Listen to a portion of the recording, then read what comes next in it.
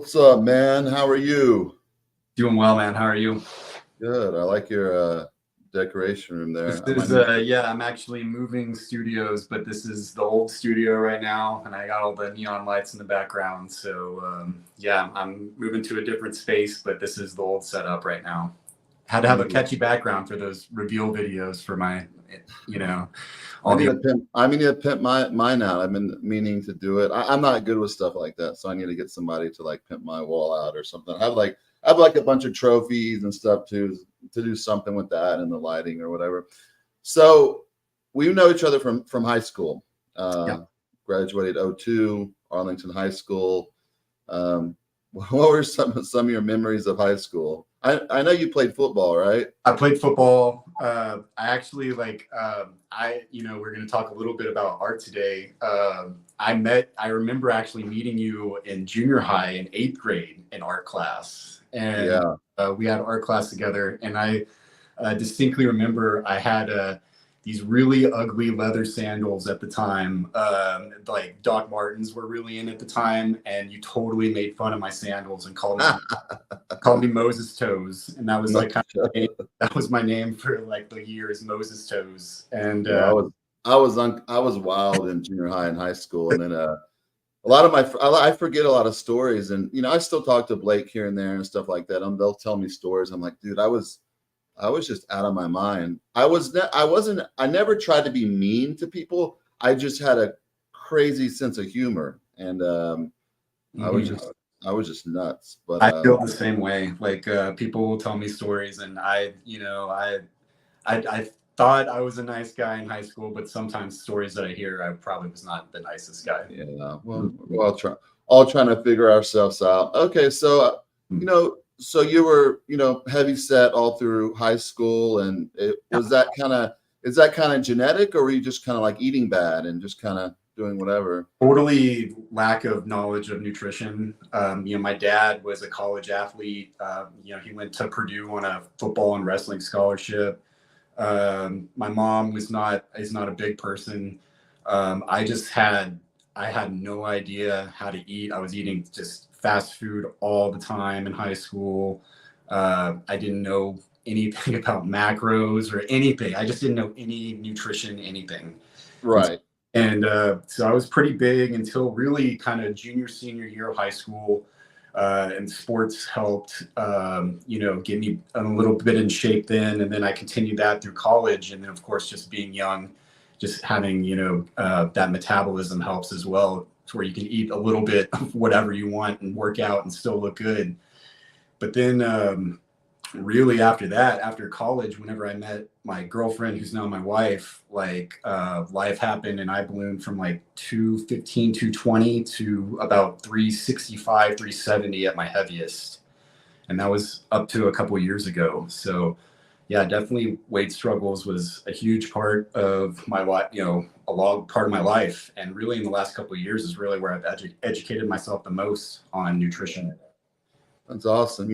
Like when we were in high school, I was the same way. I was a soccer player, and, junior high, I was just skin and bones. And until I learned about nutrition, and I dove straight in because, I've been coaching people for 20 years now. And then I competed when I was 18, and I started helping my friends, and they started all doing well. They're like, you should do this for a living. And at that time, there was literally like 5 coaches in the whole Dallas-Fort Worth area. That wasn't like a thing at the time. But, I was like, man, if my parents knew about nutrition and, how to put muscle on me for soccer, I was already really good. I played, for the top national team. Mm-hmm. We played overseas. Just that extra muscle would have helped me dramatically. And, I think people now, they're much more aware. These kids are getting massages, chiropractic, red light therapy, cryotherapy. They're getting all this stuff done. And we were just kind of, didn't really know what to do. We get injured. We would just wait till it went away. We wouldn't get an MRI or kind of check up on anything. So, yeah. So tell me, talk about your self-confidence, like how you were when you were overweight, and then how that changed dramatically. I understand because I deal with a lot of, that's what I do. But, I see just, it's so rewarding, like coaching people, because it changes their lives. And, some people though, will get such a big head and they think they're like, the next, it's crazy. And some will start like having affairs on their husband, just crazy stuff. I see all the time. And then others are real grateful. And I like to see, those stories. So tell me a little bit about like how your confidence was and then kind of how you transitioned when, the weight loss and all that started happening. So, definitely confidence was crazy low whenever I was, 360 plus.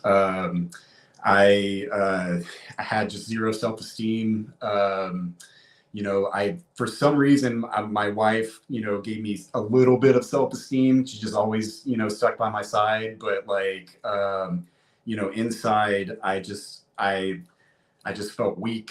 And, I was working a corporate job at the time where I just kind of let people just walk all over me, like you'd be in a meeting and you just take on tasks, you never push back. It's just, I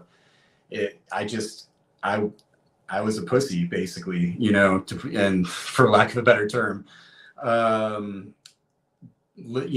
First I did kind of the weight loss or my health and fitness journey rather, and two phases where I lost some weight first and then I started lifting.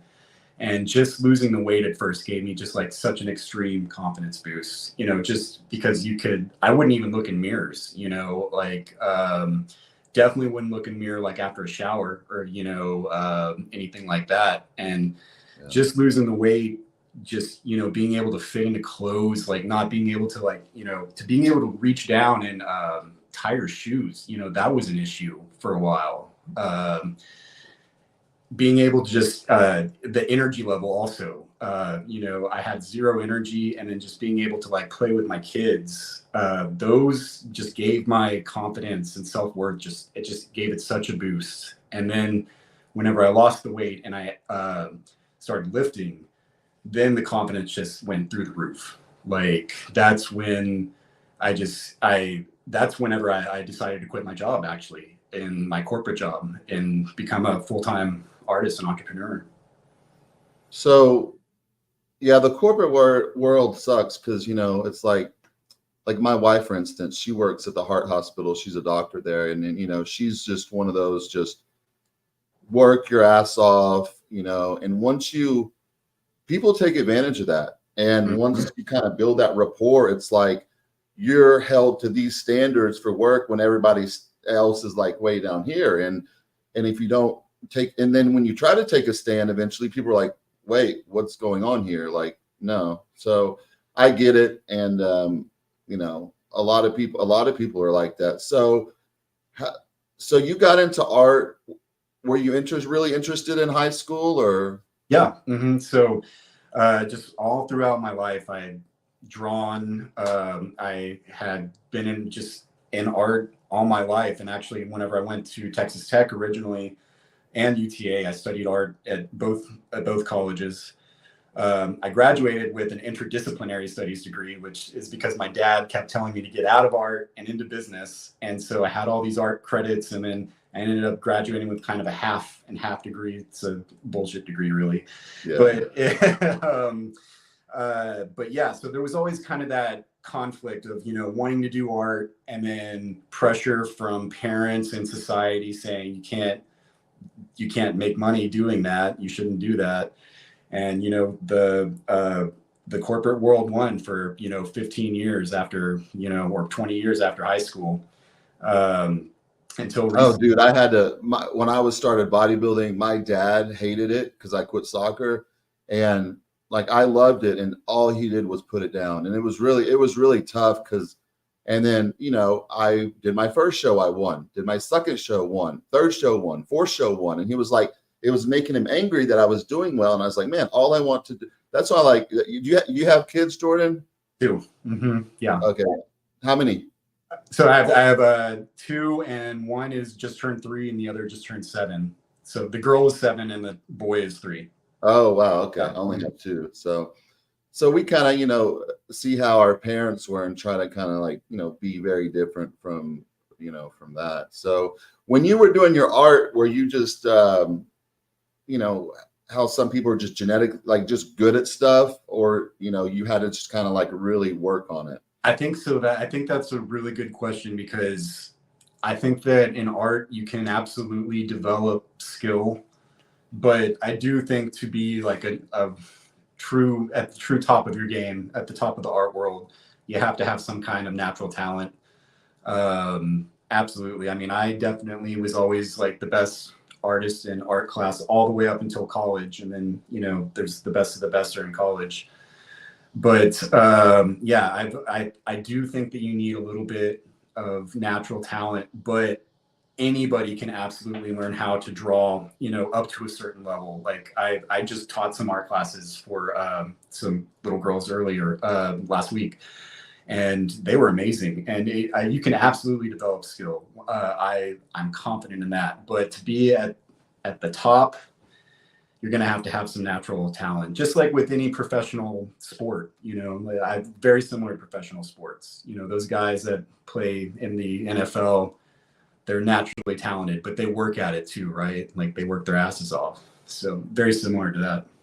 So quitting your corporate job, like having a set salary and all that, and going into art, which, I had a few, close friends. One of them passed away. He was a really good artist. And he eventually sold his paintings because he had a large following in bodybuilding, like a big fan base. And these gay guys would buy his paintings for like insane amounts just because he was a good painter too. But how do you make money when in artwork, and how do you get into that world where like your name's known and kind of all that? So, I'm really trying to figure that out right now. It's been a year professionally for me, and I feel really good about this past year with my increases on social media, my increases in followers. The art world right now is heavy into social media, and if you don't have a social media presence, I mean, you have to. Sure. The next step for me really is starting to get into galleries and start to do more like live events, and then of course market those on social media as well. But I think social media is the key. That's why I have wanted to tried out this crazy background right here, just try to get something eye-catching, something different for these people scrolling to stop.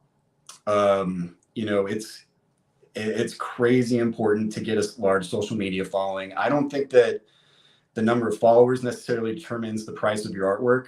I think that has all to do with skill and just the perceived value as well. There is a rule of thumb also for that pricing your artwork. They say price it at $3 per square inch, so you could always follow that. I don't, but yeah.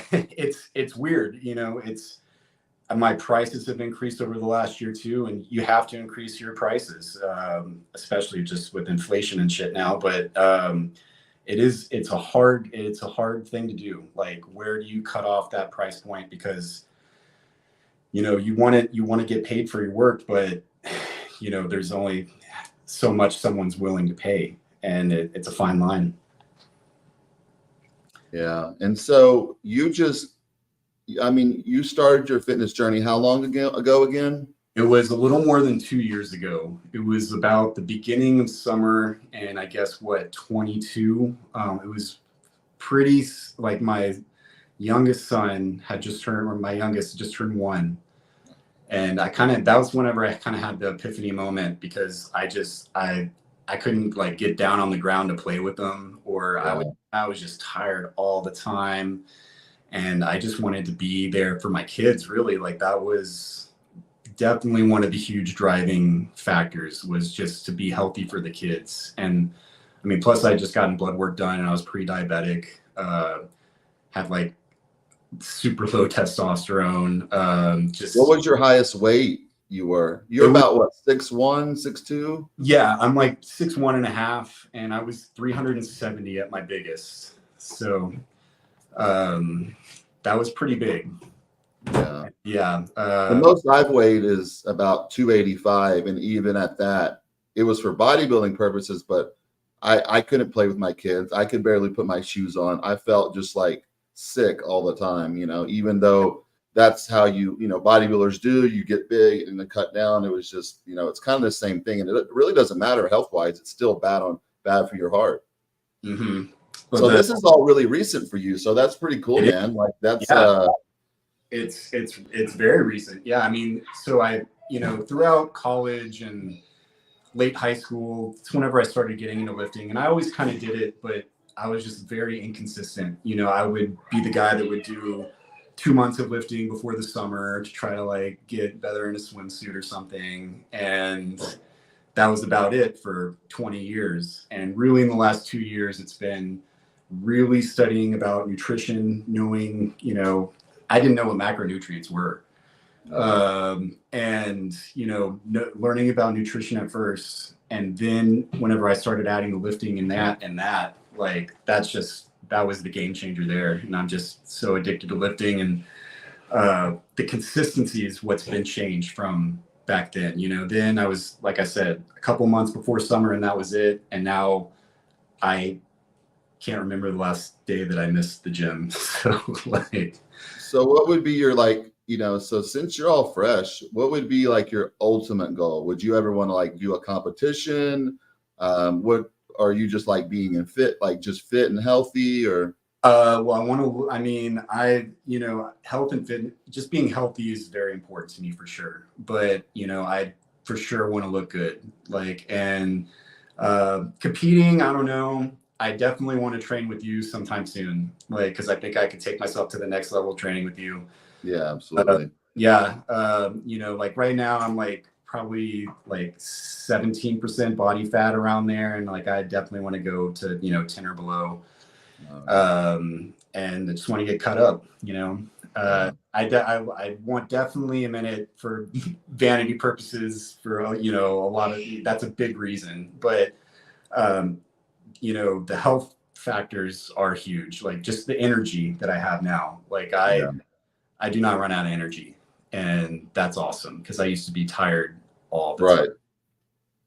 And bodybuilding is, there's a healthy way to do it, but like I got to a certain like fork in the road where it was like, okay, this way to go to try to be like the best in the world, like top 10 or 20, or this is a time to retire and work on my, be healthy.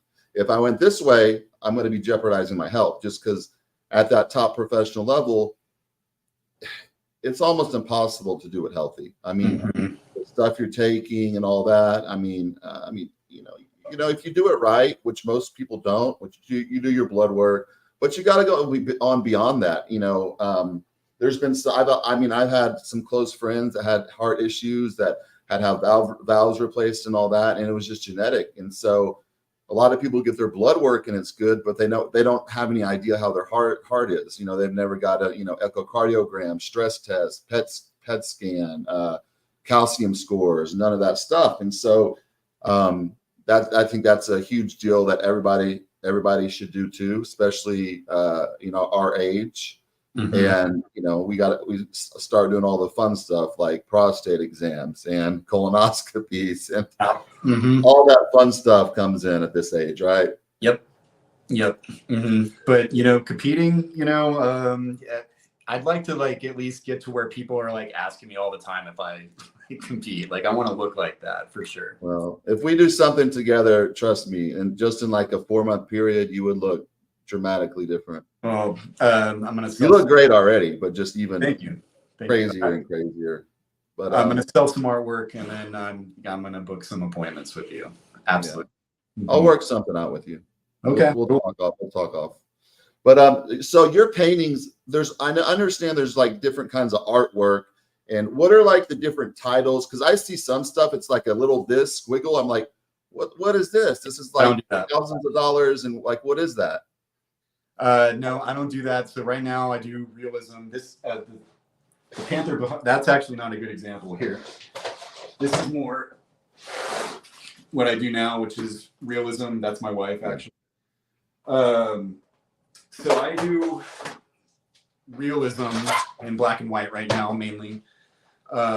Realism is probably my favorite genre of art. I love the skill level. Like I love, it's called figurative art. How long does something like that take?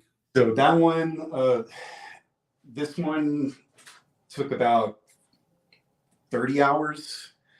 but Yeah. that's low for actually my portraits. They're usually typically 50 hours is about how long I put into it, because I get really detailed. It'd be hard for me to show you the detail right here by putting it up to the screen, but I get what they would call hyper realistic, where you're getting little dimples in the skin where you can see every single little hair. I might get away from that in the future with my work because it just takes so much time, and I need to, time is money. But I love figurative, realistic work. Just the skill level and just the amount of time you have to put into it is just, I love that.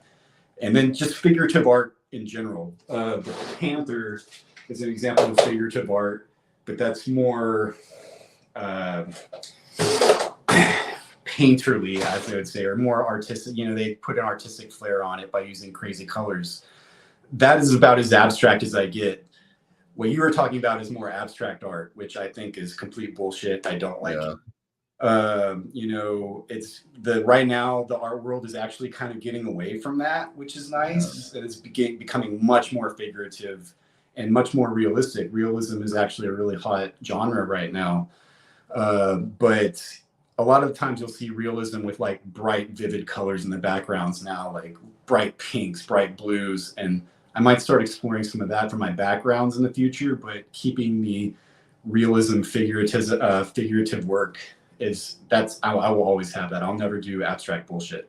Yeah, I never got that. So, you went from a corporate job, and so I'm sure now, like, it's a lot more enjoyable. You get a lot more time with your kids, I'm assuming, right? Yeah. So that's awesome.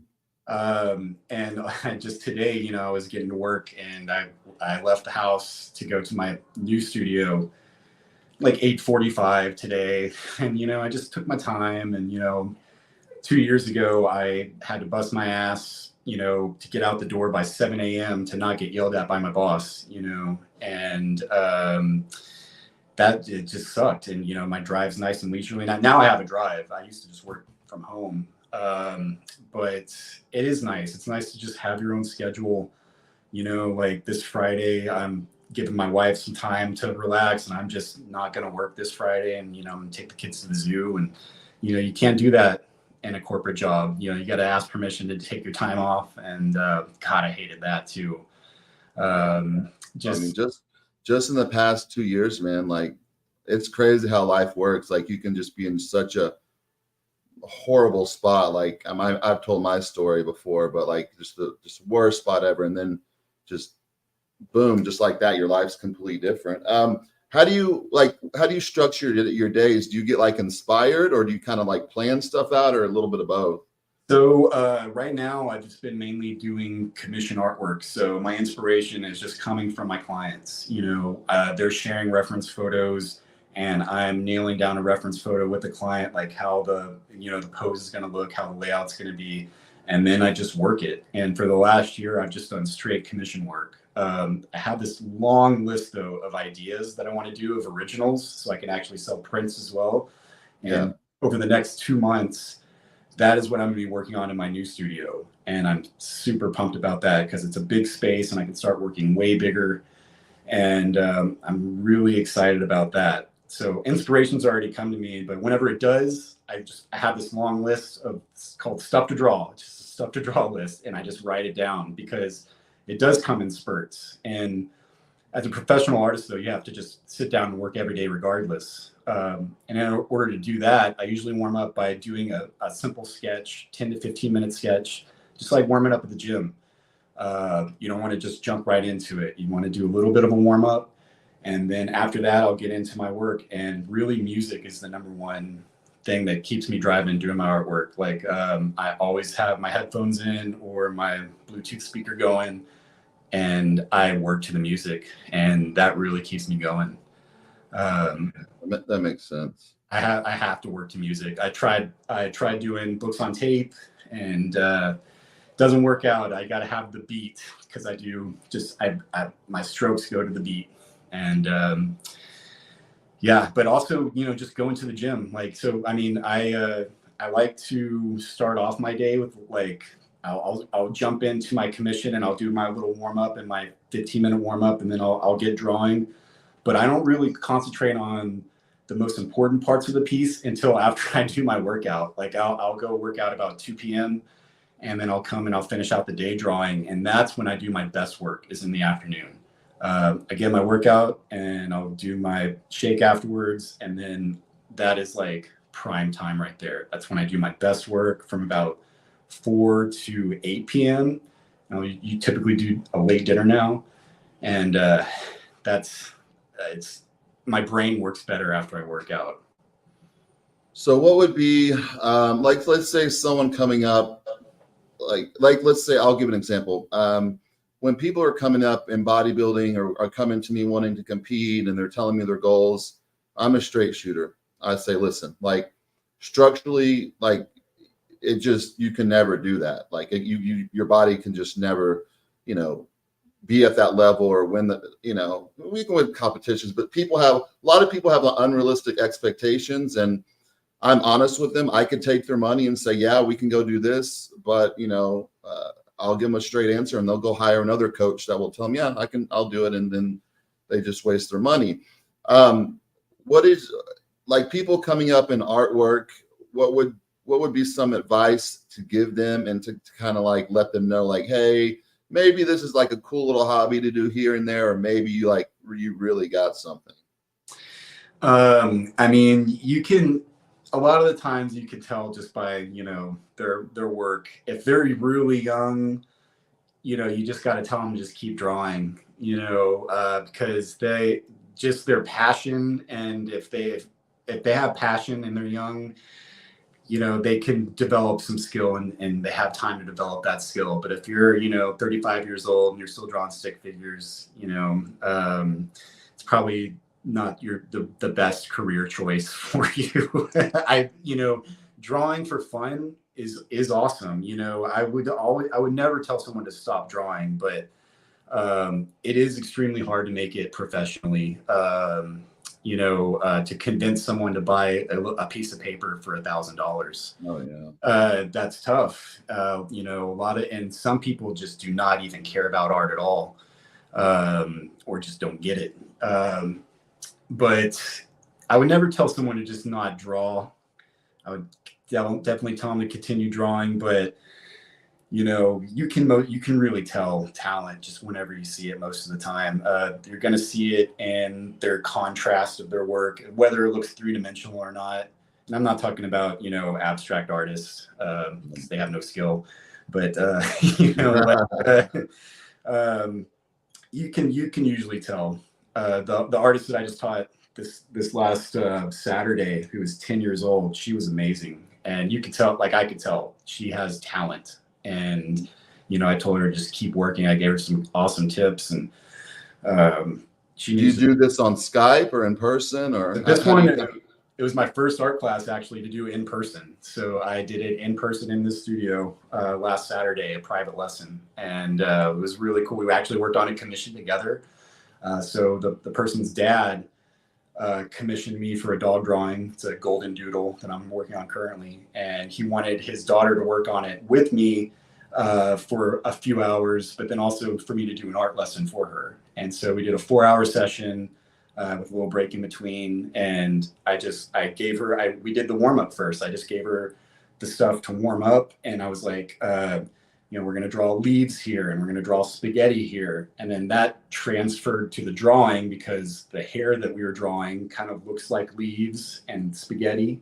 And so you got to kind of break it down into simple shapes like that at first for young students. And man, it was awesome. It was my first art class in person, but it was awesome. I want to do way more.